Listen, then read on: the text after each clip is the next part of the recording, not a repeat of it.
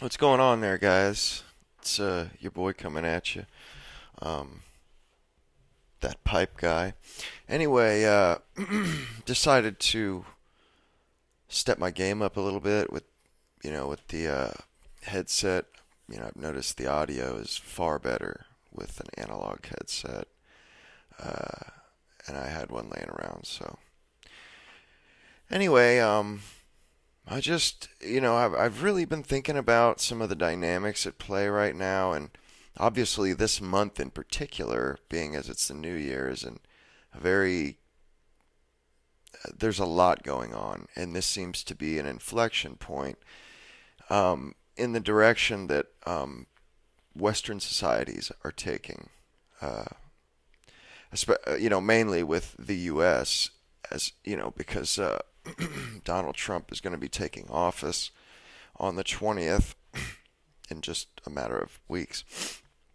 But you also see it in Canada, where Justin Trudeau is being ousted, um, and whatnot, and stuff that's going on down in Argentina and what have you. It's a very exciting time to be in, most certainly.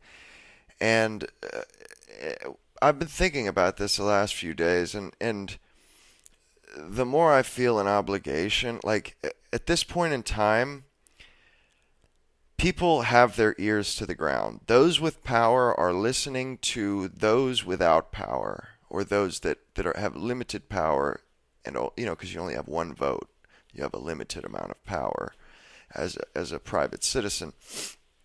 But they seem to be taking the pulse of Western citizens, and we have to we have to start speaking. We have to start letting our views be known. We have to tell them what we want and where what the right direction is. Guide the we can't stop the river, but what we can do is guide the river. I saw this on a podcast earlier today. I thought it was pretty interesting. Pretty interesting metaphor he used. But right now is the time to speak out. Right now is when things are malleable. Nothing is set in stone yet. So voices are being listened to. And, uh, you know, I, I feel like it's been a very long time since we were in a situation like this where, serious change may be coming about soon. And it's exciting. It's very exciting. And I like the way things are going. And it seems to me like there was some good stuff happened in the '80s with Ronald Reagan and Thatcher. Thatcherism and Reaganism, Reaganomics or whatever. But the empire always strikes back. The empire always strikes back. And they took over with a force in the '90s. And I know with you guys across the pond, you had Tony Blair, David Cameron, and these guys led you astray, more or less. Same with Bill Clinton, George W. Bush, uh, Obama. Was the freaking capstone to that. But I think we're being given a second chance at the apple, second bite at the apple, so to speak, more or less. And I just feel like we shouldn't squander this one because I wasn't alive for the '80s. I was born right there on the right after the '80s ended. And so what I lived through in the '90s was it was still a beautiful time to live in, for children anyway, for raising children. And all I saw was the empire striking back to what had happened, the movements that had happened in the '80s. And I just feel like finally, we are things are changing. The dynamic is changing. The politics is going in a different direction, regardless of what side you're on. It's going in a different direction, and I think this is fantastic. The old paradigm is dying. And it's even at play in England. I've been watching a lot of, or in the UK, I've been watching a lot of British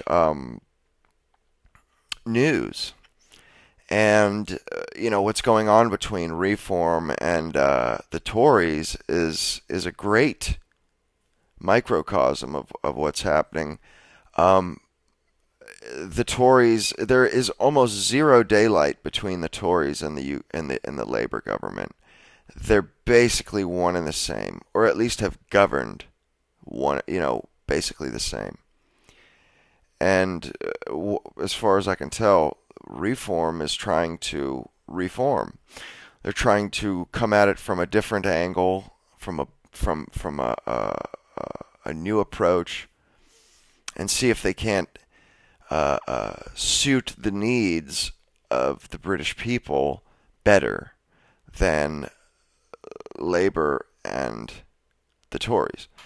Whereas in America we have it's a little bit different, of course, very similar but different. We don't have a parliamentary system. It is a two-party system. But rather than starting a new party like Reform, Donald Trump was able to wrest the Republican Party away from the Republican establishment and was able to further change that way by changing the thrust of the Republican Party, or the direction of the Republican Party, changing the platform, changing the Republican principles, as it were.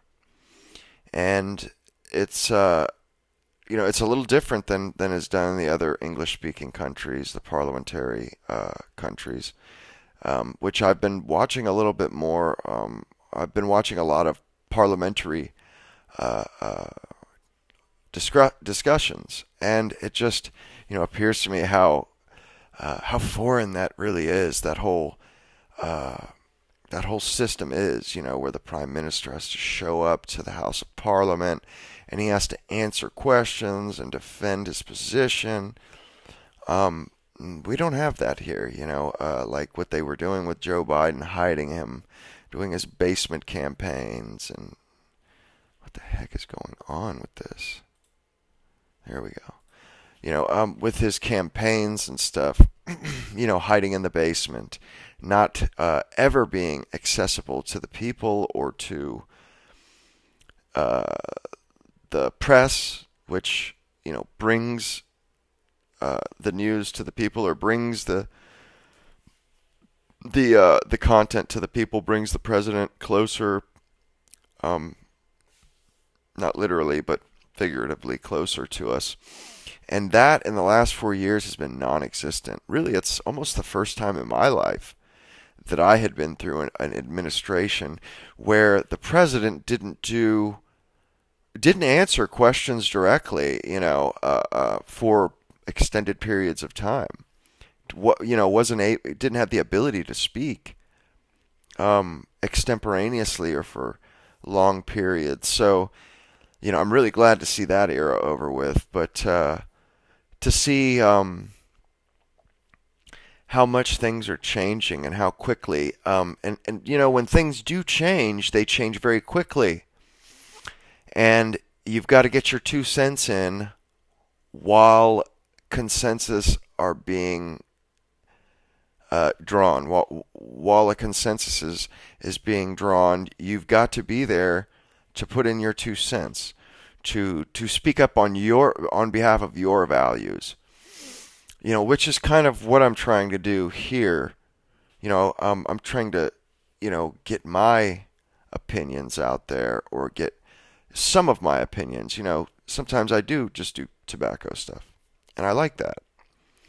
But sometimes I do want to, I get a little bit frustrated just watching other people do shows or podcasts or little clips. Get a little bit frustrated that I don't have the platform, or that I can't respond in kind as if it were a back and forth argument. Um, and I'd like to do that. So that's where I'm going with this. And not from a place of one side or the other, more or less just a place from my values in particular. Because, at one point I would have considered myself very conservative, or not even very conservative, but very much so, uh, like on that team. Whereas nowadays, I feel I have been pulled more towards the center, for sure. I am more of a centrist. Um, I'm not so. Uh, I don't see things so black and white anymore. It's better to get some of what you want than none of what you want. So in that respect, I've come a long way, and my parents and upbringing had a lot to do with it. My father's uh,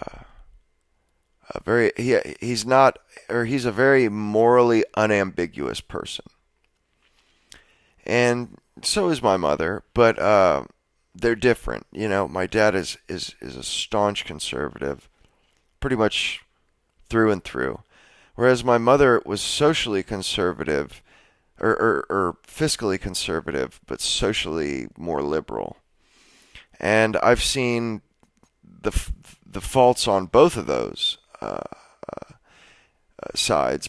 So I've come to some sort of a middle ground. But I'm not a dyed in the wool conservative anymore.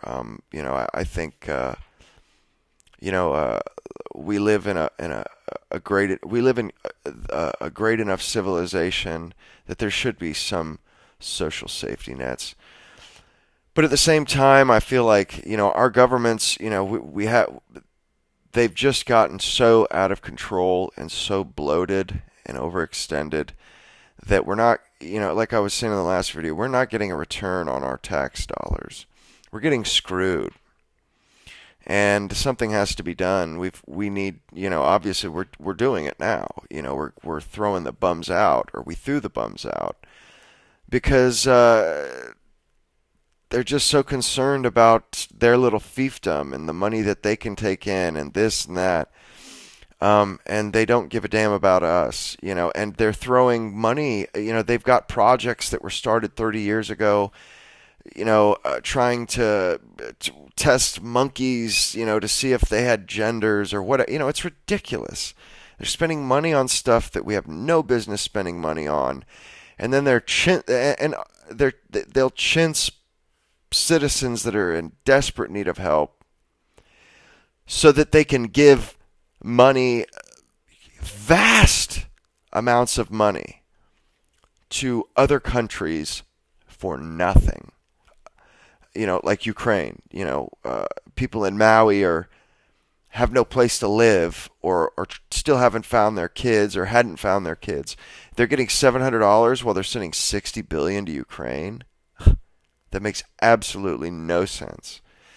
So, it's just really nice to see this change taking place, that everybody is coming to the conclusion that, wow, wait a second, all these government programs that we've allowed to be instituted have really backfired and have really had some serious consequences that we need to address, because they've just gotten out of control. They're and what's funny is, like, I seen this thing on the FBI the other day where they were talking about, or it was a Twitter post where people, I guess a lot of FBI agents are talking about resigning if Kash Patel is confirmed by the Senate, which is Trump's nominee for the FBI director. And the thing is these bureaucrats in the FBI, they seem to think that they have some sort of political capital, that we care about them continuing to serve. So they threaten to resign if he comes in. But that's almost like it's like threatening me with a good time. These are these are the people that have been wasting our money, have been investigating churchgoers, and have been investigating people that go to their school board meetings. It's absolutely ridiculous. And they seem to think that another example is on the news. They want to stir up, try and get people outraged over deporting illegal immigrants or criminal illegal immigrants, criminal elements, and there is absolutely no taste for that in the American people right now. And I would imagine in Britain as well. There is absolutely nobody cares. Everybody is thumbs up, like heck yeah, super, like we're with him. We back Tom Homan, we back Trump on this one. I mean, a lot of Democrats even, because it's gotten way out of control. And the news is trying to gin up outrage by talking about splitting up families. And they've realized that nobody cares anymore. The situation has gotten to the point where we're more concerned about our safety than illegal immigrants' safety, or than whether or not an illegal immigrant is sent home. It's the people have. I feel like most people, regular Joes, have woken up to that, and they're just done with it. And the media is starting to realize that they have lost the ear of the people. They've lost the ear of the people. They've lost the zeitgeist. They've lost the culture. They're not in control anymore. And I don't think really anybody is in control right now. What's happening is a consensus is being built.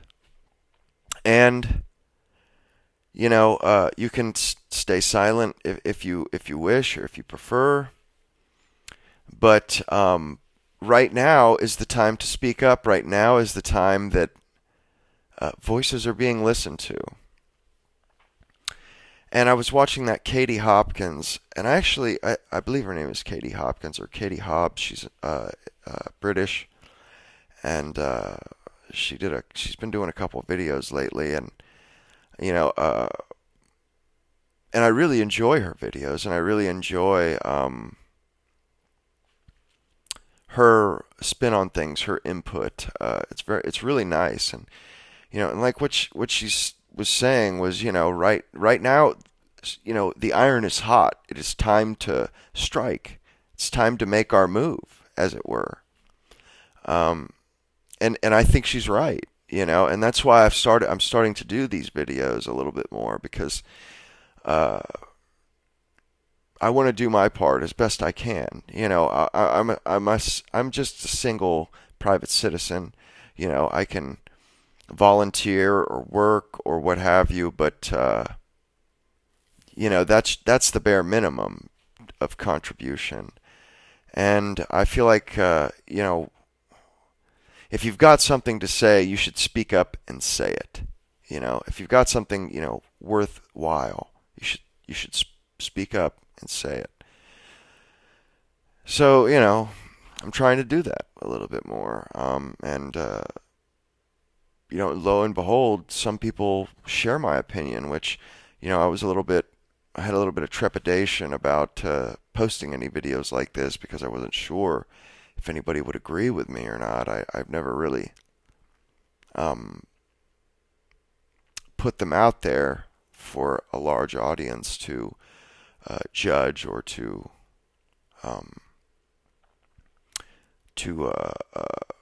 see, see if they relate to it, or if it's just blah, they don't want to listen to it. But anyway, I just wanted to get on and talk about a little bit, why I think this is a special time, and why I'm doing these videos, and what it is I'm trying to get at. Anyway, I forgot to do this in the last video, but if you guys, let me know what you think. Like Russell Brand says, this is just what I think. Let me know what you think, down in the comments.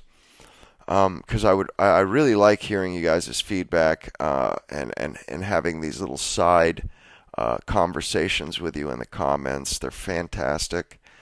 Um, and I look forward to doing this more often in the future. I would do a larger video, but I'm actually on super short notice. I'm starting a part-time gig today in a couple hours, so I didn't have the time to really set up um, a proper uh, rubric for a video, bullet points for a video or a script type thing, which I'm not, it's not scripted, but, notes more or less.